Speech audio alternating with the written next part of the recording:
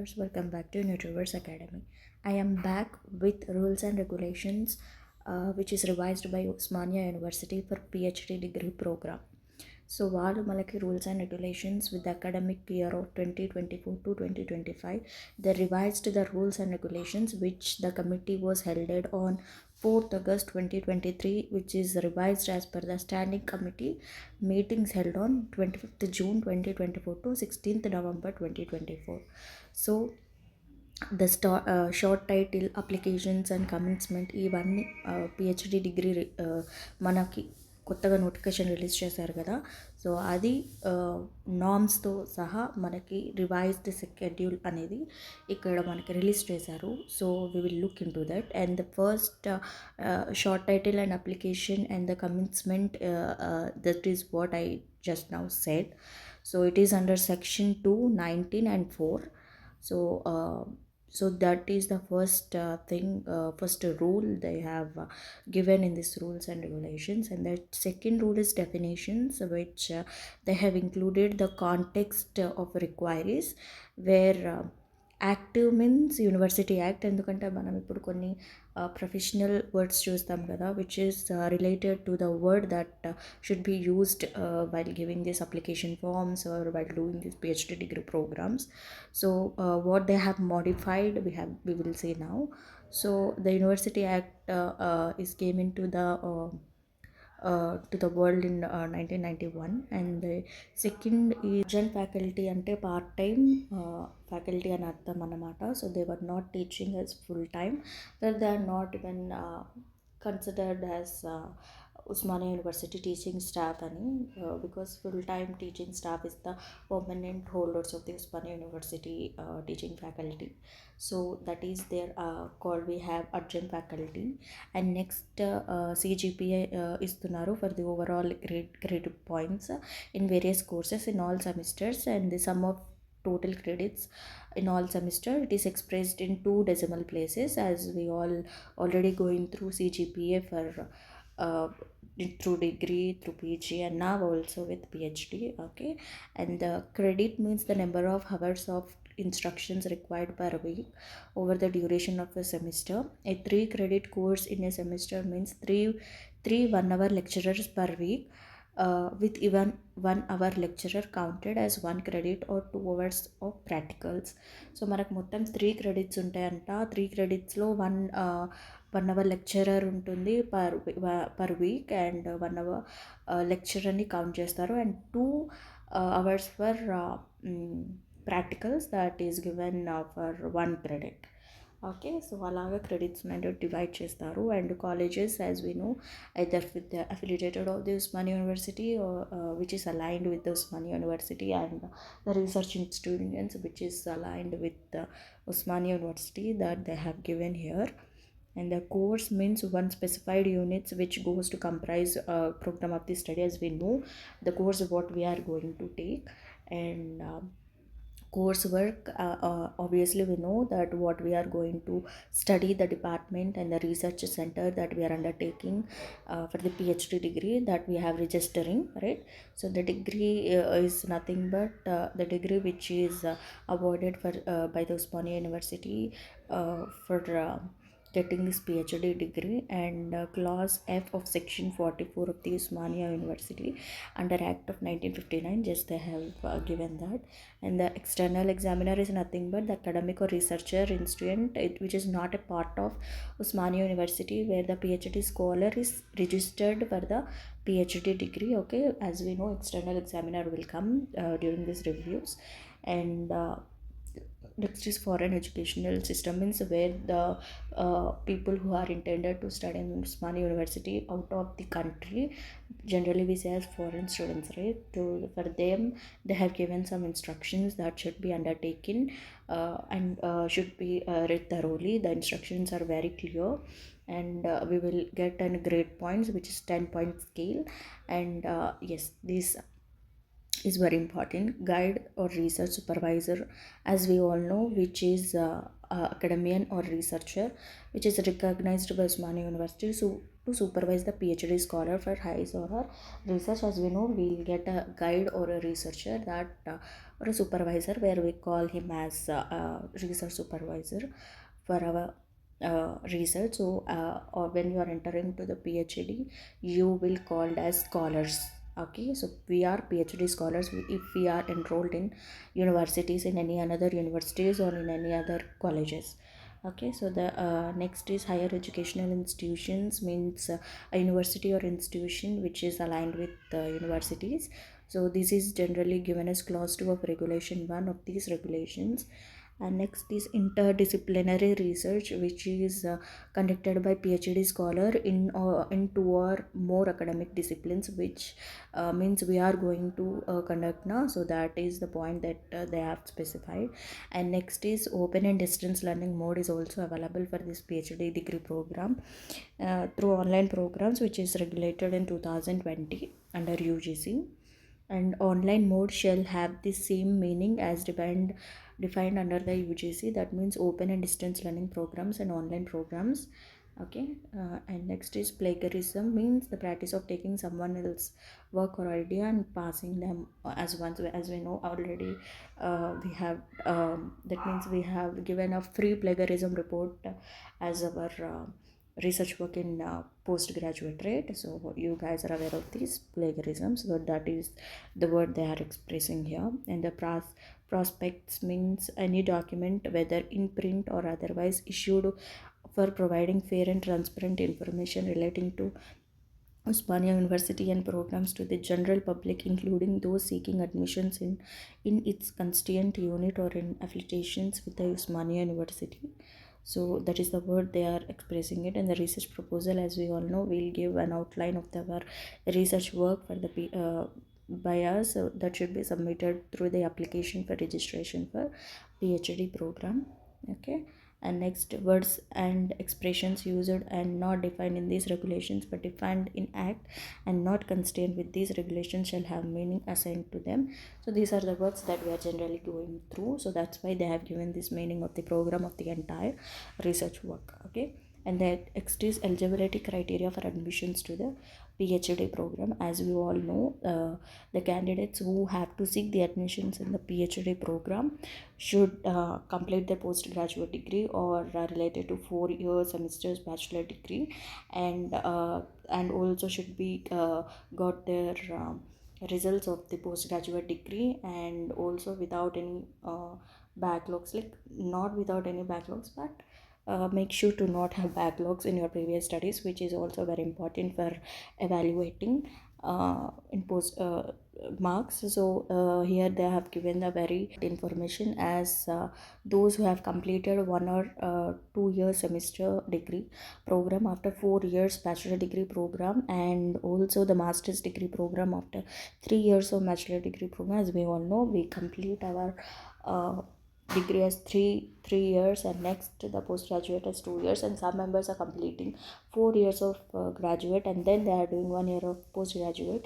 So that is also considered. So that is they have mentioned here. And also get aggregate marks of at least 55 marks equivalent to the grade scale, that is 10 points. Okay, so that should be followed. And and the foreign institutions or anyone who are going to in students who are going to enroll in this PhD program in Osmania University. So some applications and some another type of document should be submitted through during these application forms. So that they have given here. And candidates seeking admissions after 4 years bachelor degree should contain at least 75 marks of the grade scale. Okay, so remaining members, generally it is 55% marks is enough. So next is candidates who have completed masters in philosophy programs with at least 55 marks aggregated. Whoever grading system is followed are equivalent qualifications from foreign educational institutions by the assessment of aggregation. So as I said, they are also eligible with the marks of at least 55% marks, except the 4 years bachelor's degree programmers. They should get a minimum of 75% marks of aggregate of equivalent grade. So whoever who studied it in foreign institutions, those students should get through some documents during these application forms. Okay, and next is 3.3, that is 5% relaxation of equivalent grade, like candidates who are belonging to SC, ST, BC and PWD, that is differently able. Okay, economically a work section, these candidates should complete, they have 5% relaxation, that means we'll get 50% mark rate is enough. Okay, so eligibility of admissions of foreign students is given as category 3 into the PhD program of OU.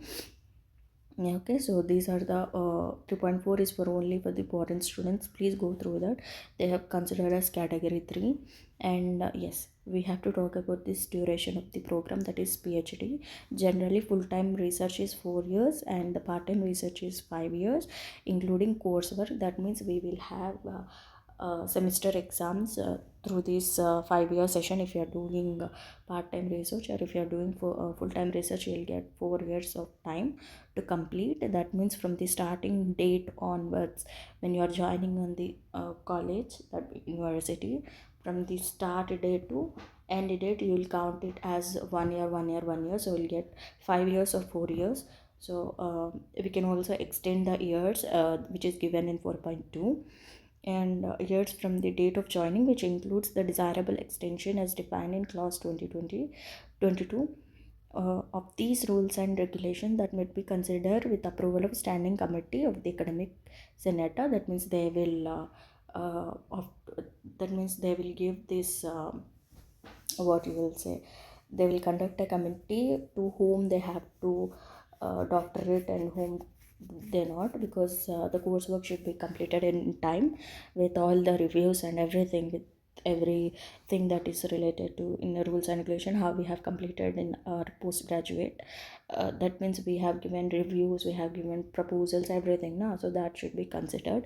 The same thing goes to the PhD program also, and the maximum of additional 2 years can be given through a process of re-registration. If you want to continue your work another 2 years, then you have to go through re-registration again to continue the year, which is also should be approved by the standing committee of academic senate of the university, which is provided. So generally the normal people, that means differently abled, apart from differently abled people, normal people should be complete the PhD program, which is not should be exceeded more than 8 years from the date of joining. Okay, so that is given in the 4.2.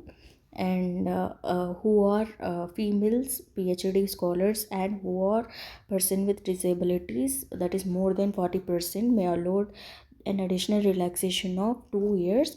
So the total period of time should not exceed more than 10 years. Okay, so the females and differently abled people have only 9.5 years to complete their PhD program. Okay, and also you have this females have this maternity leave, child care leave of 240 days for the entire duration of the PhD program. That means apart from these 9.5 years to 10 years, you will have 240 days of the relaxation of leave. Okay, you can get leave, the maternity leave or child care leave, and you will have, that is about 4. And the fifth rule is PhD entrance test. As you know, we will have these different subjects which is given by the dean of concerned faculty. Okay, that is explained in 5.1. And 5.2, all candidates who possess at least the minimum percentage of marks at the PG degree level as on the last date of submission of the application. That means you have to get your PG result of the last date of this PhD application. So that is their main point. So you need to get the result and you need to wrap it out this PG program. If you have backlog, then you are not considered for the PhD program. That is clearly given here. Okay, and 5.3 says all those candidates who fail to get PhD admission in category 1 and wish to get admission through category 2, he or she needs to qualify in the OU PhD entrance test. As we know, there is no clear information out for this UGC NET exam, so they are clearly stating that if you are not got JRF admission, that means if you are not qualified in JRF and you're not got in candidate category 1, even you got JRF, you need to write this entrance test to get Osmania University. So they are clearly stated here, indirectly or directly. That is about 5.3. That means we need to write this PhD entrance test, which is given in a bit unclear and clear manner.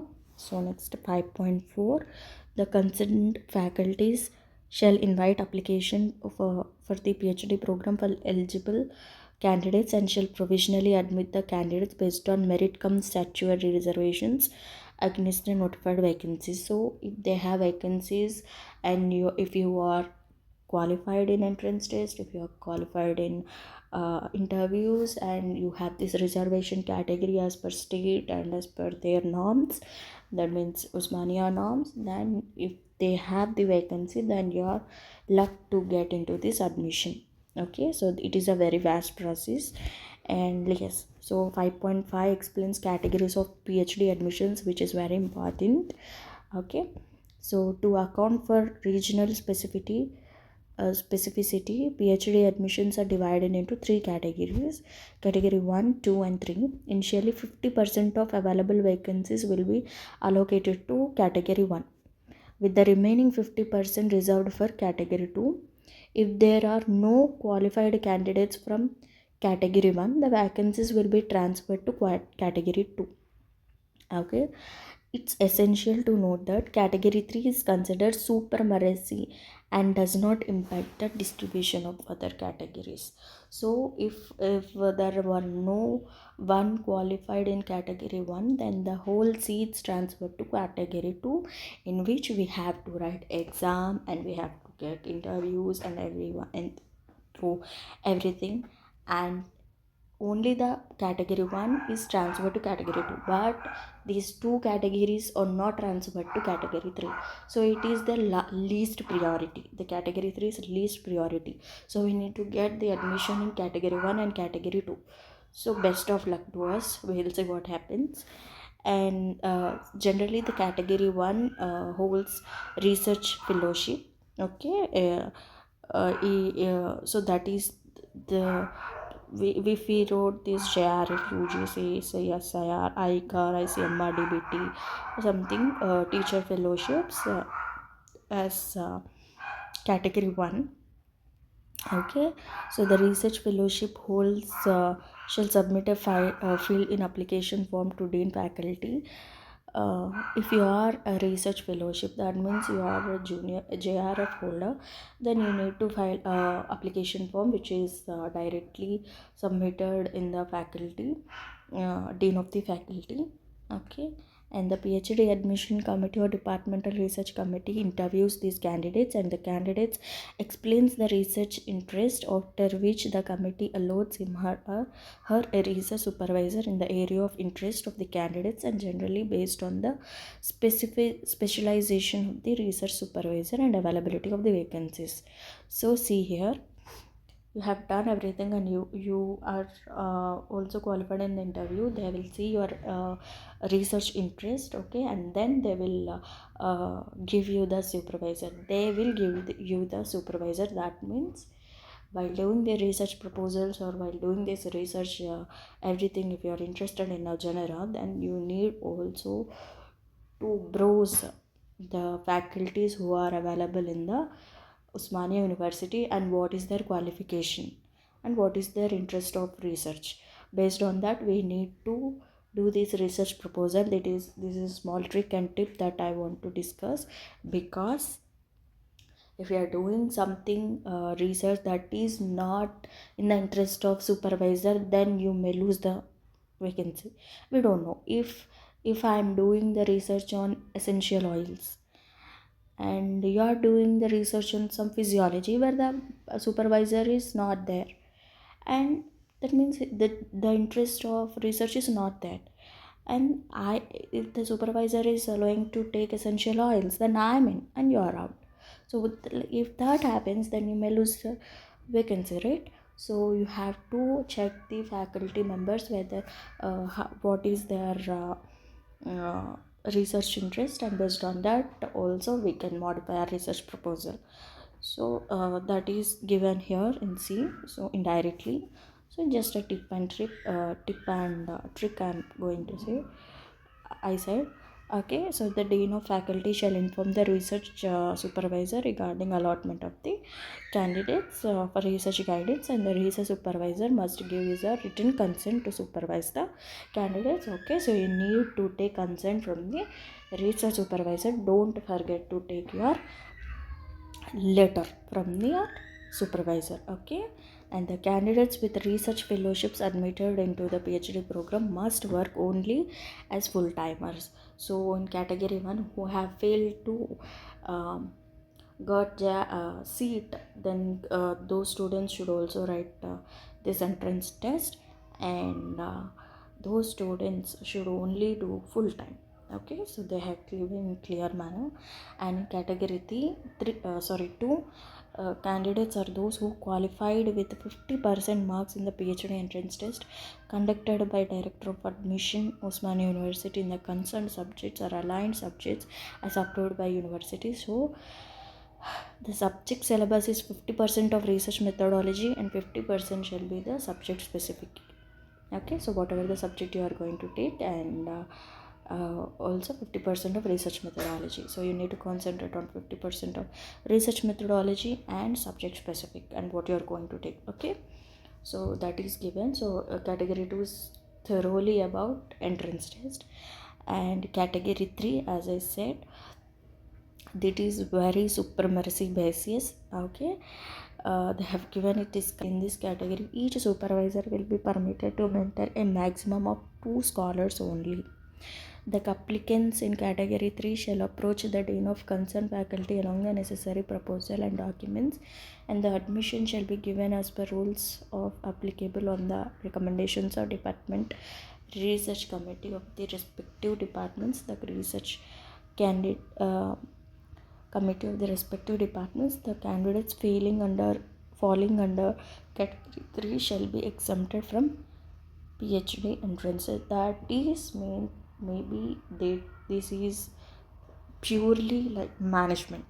Okay, I hope you understood. And this is also applicable for foreign students and those who are corporate industry professional candidates, etc., to force collaboration between government, corporate, industry, and the universities. One eligible candidates among the following categories shall be allotted to each supervisor on a supernumerary basis. Okay, and those who are civil servants working in government, not below the joint secretary.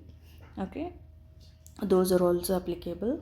Scientists, research working in national and international level scientific organizations, not less than the rank of scientist D, and international, national, state level top public sector organizations working in the rank not less than the general manager. So these are the members who also comes under category 3. Foreign students and those who are not eligible from category 1, category 2, and only applying through category 3 members, and foreign students and those who are civil servants and another scientists or international, national, state level public sectors, and foreign students and corporate students are eligible, are falling under this category 3, which is very mentioned clearly. Please go through that. And also some another working personnel organizations and another members are also applicable, comes under this category 3. Okay, in service government degree or college teachers are also eligible for doing this PhD program. Okay, and the procedure for admission, let us see this.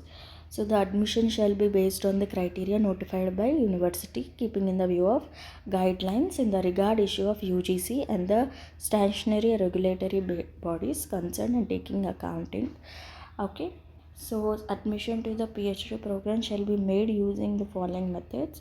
Candidates as category 1 may get admission who qualified for JRF in UGC NET and some another national level test based on interviews, or Category 2, which is thoroughly through entrance test, and candidates who have secured 50% marks in the entrance test are eligible to be called for interview. Okay, 50% marks should be gained, and then only you are eligible for interview. And I said only EWS, PWD, SC, ST, BC will get 5% of relaxation. That means you need to get 50%, 45% marks. Okay, and after declaration of the PhD entrance test results, the dean of the respective faculties will coordinate in consultations with selection committee of each department to compile a merit list of eligible candidates for an interview. Okay, the preparation of the merit list will be based on the number of vacancies notified in each department. As I said, you need to be in top 10 or top 5, as we don't know how many vacancies are available for nutrition or science, faculty of science. Okay, so that is very important. As they said, as per the vacancies, the merit list is done here in 6th point. Okay, and in the 7th point, the concerned faculty may decide the number of eligible candidates to be called for an interview based on the number of vacancies available in respective departments. Okay, and the selection of the candidates, the entrance test weightage is 70%, 30% via interview. And in the case of tie in the test scores, the order of merit will be decided based on the age of the candidates, with preference given to the senior candidates. See, here also one drawback, that senior candidates will get the first priority than junior candidates. Okay, that means as per the age, if I am 24 and you are 25, then you will get the first priority to enter into this admission.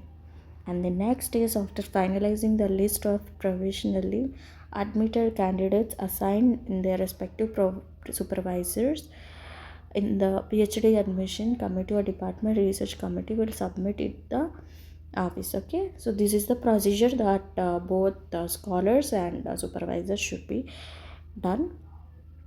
Okay, once the list is admitted, then the scholars will be required to fulfill the course requirement for part 1 examination, subsequently completing the PhD program. As I said, coursework is involved, and then university shall notify the prospects well in advance on the institution's website, specifying the number of vacant seats of admission, subject discipline wise distribution of available seats, which we all know. They will give your clear information how they have merited us. Okay, so rules of reservation shall be adhered to the state level reservation policy as applicable from time to time. Okay, so the reservation of each candidate is based on the state level reservation itself. So the Osmania University shall maintain a list of PhD supervisors, specifying the names of the supervisor and her designation or his designation, department, school, center, along the details of PhD scholars, specifying the name of the registered PhD scholar to the topic of his or her at the date of joining. They will give everything in the website itself. And note, this is very important, I think so listen. A candidate satisfying one or more of the above eligibility criteria is not guaranteed in the admission into PhD program. The PhD admission shall be subject to availability of vacancy only clearly, and the departments and the supervisors who are free. Okay, and the performance also, and the state level reservation and the interview also maintains, as we all said before in information brochure itself. Again, they have given here. So that is about 6th rule. And the 7th rule, so this is a very vast, which contains 23 pages. So this is for foreign students, and this is for course supervisors, allotment of PhD scholars, and these are all, so which we can also give. And the research advisory committee and its function, and how these I'll say in another episode. But for now, you need to know this up to 6, and next we'll go through how you have to write this PhD research proposals and everything. So for the next episode, please stay tuned, and please do like, share and subscribe to my YouTube channel.